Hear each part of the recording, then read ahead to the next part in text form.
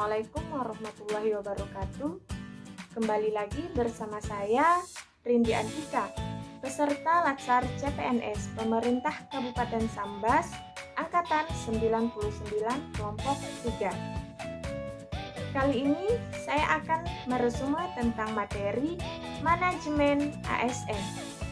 Selamat menyaksikan. Nah, yang akan saya bahas kali ini adalah yang pertama, peran, kedudukan, hak, dan kewajiban serta kode etik ASN. Yang kedua, konsep sistem merit dalam pengelolaan ASN. Yang ketiga, mekanisme pengelolaan ASN.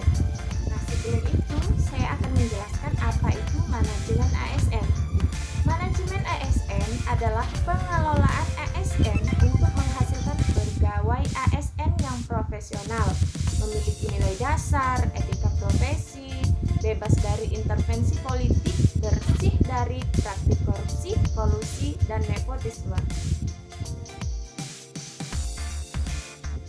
Kedudukan ASN. Pegawai ASN berkedudukan sebagai unsur aparatur negara yang menjalankan kebijakan yang ditetapkan oleh pimpinan instansi pemerintah serta harus bebas dari pengaruh intervensi semua golongan dan partai politik. Berdasarkan jenisnya, pegawai ASN terdiri atas dua. Yang pertama yaitu pegawai negeri sipil atau yang kita kenal dengan PNS, merupakan warga negara Indonesia yang memenuhi syarat tertentu diangkat sebagai pegawai ASN secara tetap oleh pejabat pembina kepegawaian untuk menduduki jabatan pemerintahan dan memiliki nomor induk pegawai secara nasional. Yang kedua adalah pegawai pemerintah dengan perjanjian kerja atau yang kita kenal dengan P3K, merupakan warga negara Indonesia yang memenuhi syarat tertentu yang diangkat berdasarkan perjanjian kerja untuk jangka waktu tertentu dalam rangka melaksanakan tugas pemerintahan sesuai dengan kebutuhan instansi pemerintah dan ketentuan perundang-undangan. Kemudian, peran ASN. Pegawai ASN memiliki peran sebagai perencana, pelaksana, dan pengawas penyelenggaraan tugas umum pemerintahan dan pembangunan nasional melalui pelaksanaan kebijakan dan pelayanan publik yang profesional, bebas dari intervensi politik, serta bersih dari praktik korupsi, kolusi, dan nepotisme. Apa saja hak ASN?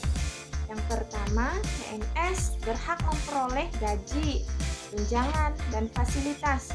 Kemudian cuti, kemudian jaminan pensiun dan jaminan hari tua, kemudian perlindungan dan pengembangan kompetensi. Sedangkan P3K berhak memperoleh gaji dan tunjangan, kemudian cuti, kemudian perlindungan dan pengembangan kompetensi. Perbedaannya di sini adalah PNS memiliki jaminan pensiun dan jaminan hari tua. Kemudian, apa saja kewajiban ASN? Kewajibannya yaitu yang pertama, setia dan taat pada Pancasila, Undang-Undang Dasar Negara Republik Indonesia tahun 1945, Negara Kesatuan Republik Indonesia, dan pemerintahan yang sah. Yang kedua, menjaga persatuan dan kesatuan bangsa. Yang ketiga, melaksanakan kebijakan yang dirumuskan pejabat pemerintah yang berwenang. Yang keempat, menaati ketentuan peraturan perundang-undangan. Yang kelima, melaksanakan tugas kedinasan dengan penuh pengabdian, kejujuran, kesadaran, dan tanggung jawab. Yang keenam, kode etik ASN. Yang pertama, melaksanakan tugasnya dengan jujur, bertanggung jawab, dan berintegritas tinggi. Yang kedua, melakukan tugasnya dengan cermat dan disiplin. Yang ketiga, melayani dengan sikap hormat, sopan, dan tanpa tekanan. Yang keempat, melaksanakan tugasnya sesuai dengan ketentuan peraturan perundang-undangan. Yang kelima, melaksanakan tugasnya sesuai dengan perintah atasan atau pejabat yang berwenang sejauh tidak bertentangan dengan ketentuan peraturan perundang-undangan. Keenam, menjaga kerahasiaan yang menyangkut kebijakan negara. Yang ketujuh, menggunakan kekayaan barang milik negara secara bertanggung jawab, efektif, dan efisien. Kemudian sistem merit. Pada dasarnya, sistem merit adalah konsepsi dalam manajemen SDM yang menggambarkan diterapkannya objektivitas dalam keseluruhan semua proses dalam pengelolaan ASN, yakni pada pertimbangan kemampuan dan prestasi individu untuk melaksanakan pekerjaannya, yaitu kompetensi dan kinerja. Sistem merit dalam pengelolaan ASN mendukung pencapaian tujuan dan sasaran organisasi serta memberikan ruang bagi transparansi, akuntabilitas, objektivitas, dan keadilan. Manajemen ASN. Manajemen PNS meliputi penyusunan dan penetapan kebutuhan pengadaan, pangkat dan jabatan, pengembangan karir, pola karir, promosi, mutasi, penilaian kinerja, penggajian dan tunjangan, penghargaan, disiplin, pemberhentian jaminan pensiun dan hari tua, juga perlindungan.